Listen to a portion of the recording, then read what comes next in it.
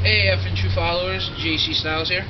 Brian Crazy. And this is our TNA Victory Road 2011 predictions.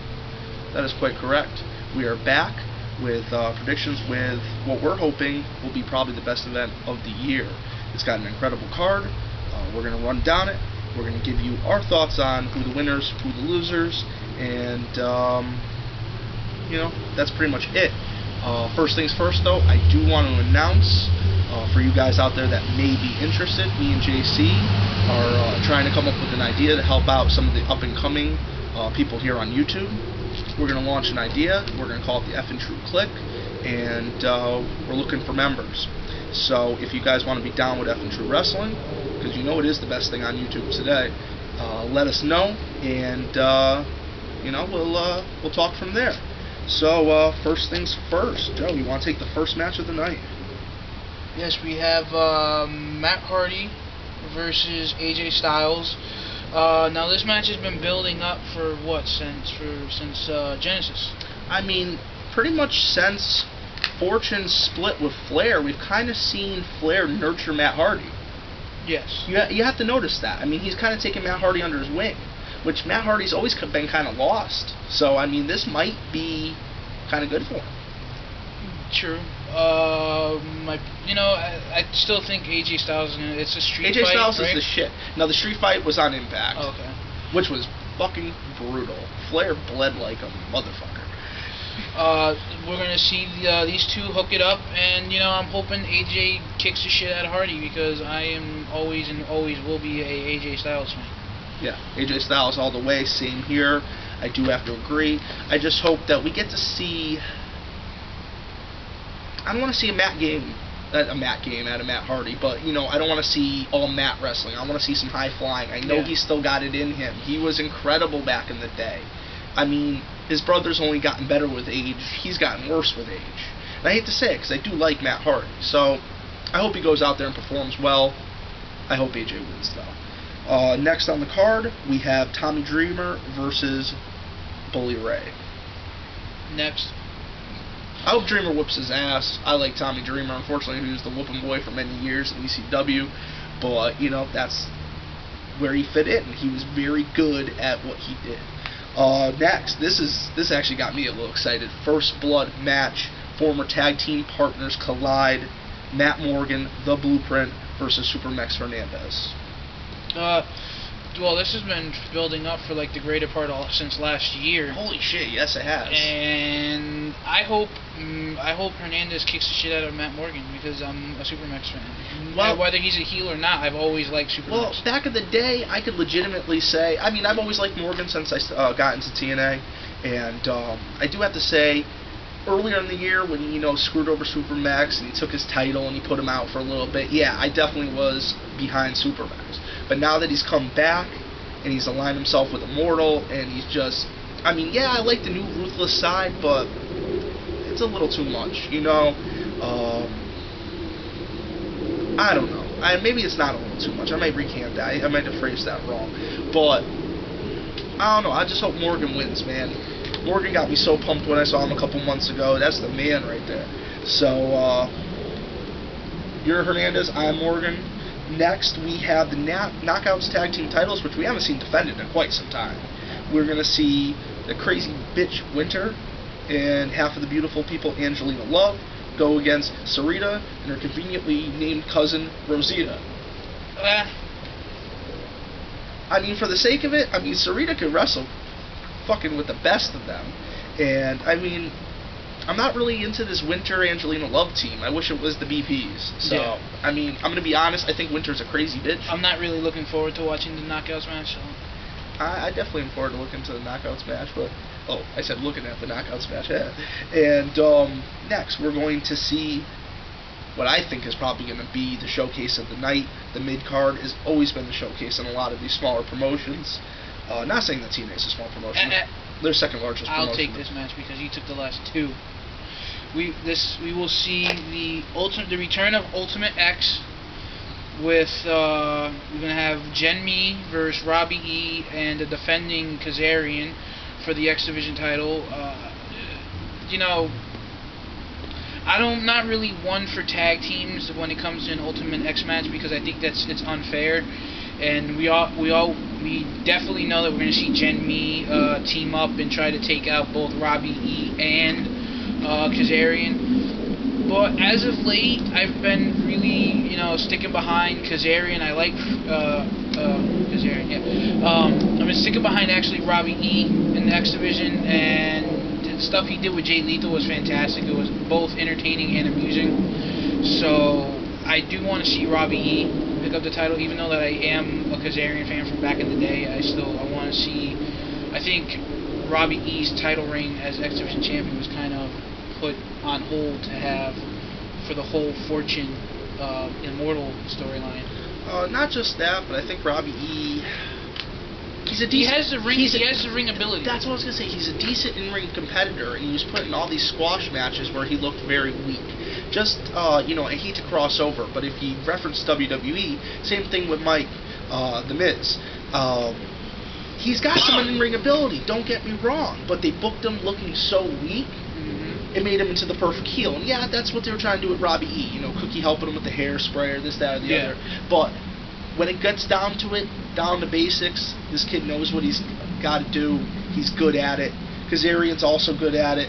I do feel like JC said the Bucks are going to stack it in their favor, but I think we're going to see a really good Ultimate X. Yes. This would have been Destination X, guys, for you that just got into TNA. That typically fell in this spot. They want to build the X Division a little bit more, so we're going to see it in the summer. They swap spots with Victory Road, so we're getting Victory Road now. We're going to see a #1 contenders match for the two guys that were screwed out of their rematches for the title, RVD and Anderson. I'm Anderson. I like I've said it in previous videos, I'm fed up with RVD.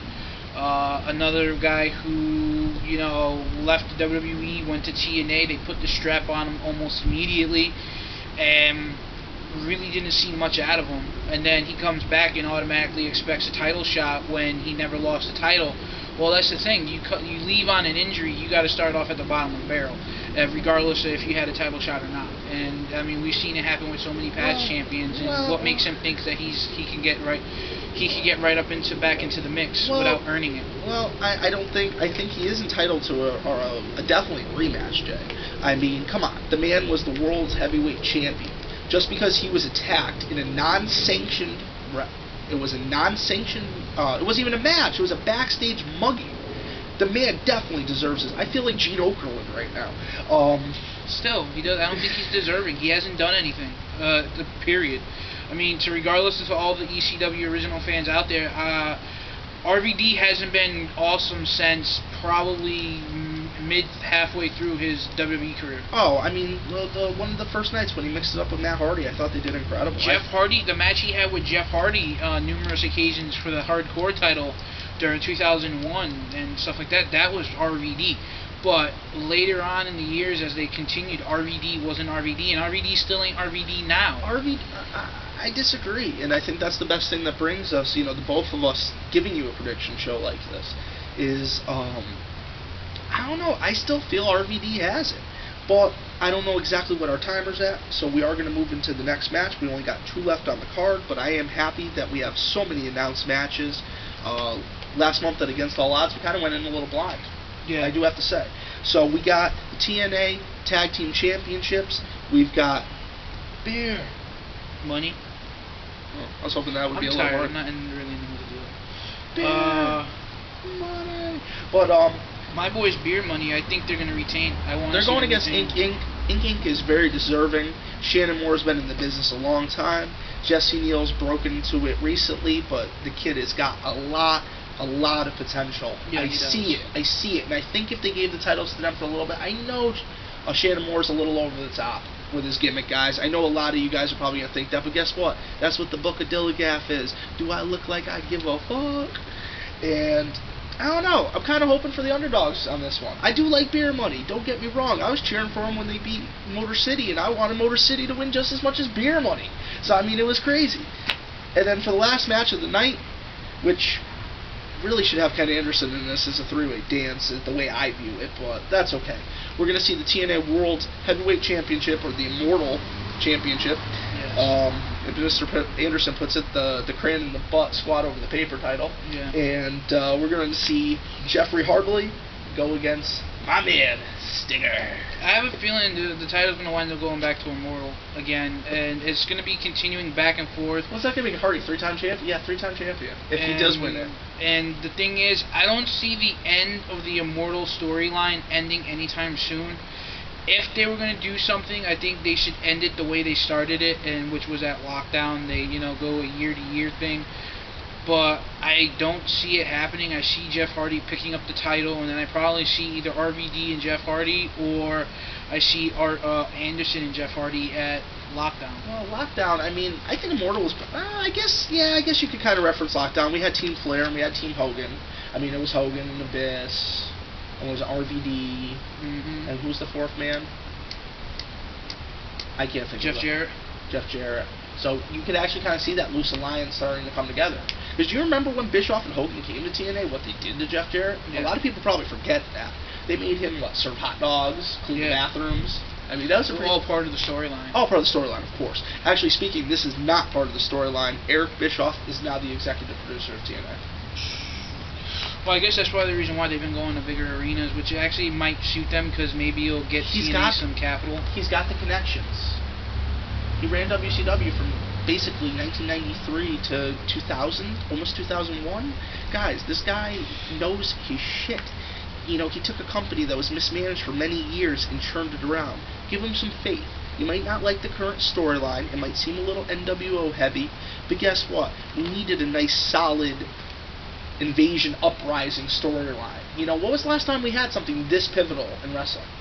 Last year when Nexus invaded Raw. But I'm talking about TNA. What do you got? Go back to Main Event Mafia and the TNA Frontline. Nah, even that was really stale. I would probably say the very first night Main Event, the first couple of months Main Event Mafia debuted. So we're talking 2-3 years ago. About 2008, yeah. Yeah. All right, guys. Well, who do you want for world champion? Jeff Hardy. I have a feeling. You want Hardy, that's my 3-time champion?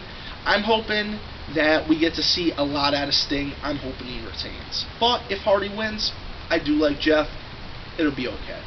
But closing out the video, closing moments. Again, I'm gonna plug them. Check Bazaar 1000. Me and Brian are definitely gonna make a F and True Kliq. You guys want to be a part of that? You're more than welcome. Just let us know. We'll even let you guys say, hey, when you do your intro to your videos, you can say, hey, I'm so and so, and I'm part of the F and True Kliq. We don't mind you using that. You can even use our catchphrase depending on the circumstance, as long as you're not, overly using it. You're either effing true or effing screwed. We wouldn't mind you using that. Or, you can use the one that I've kind of come up with too. Learn to love it, because it's the best thing on YouTube today. But with that, I just want to say that me and JC, this is not supposed to be an assholes comment out to anybody. That's kind of why we created this F and True Kliq. But the F and True wrestling name, we don't mind you guys going like he said, hey, I'm so and so, I'm Dale whoever, I'm part of the F and True Kliq, I'm down with F and True wrestling. That's cool. But we don't want you guys going out and attacking people, because then that looks bad for us. Yeah, exactly. I mean, this is a nice friendly thing. This is no drama. We're trying to come together and bring together some of the best people on YouTube today, and really create something that's over the top. So, guys, we appreciate everything you've done for us. All 511 subscribers, I think it was last time I checked. Yeah. And, guys, thing just keeps getting bigger.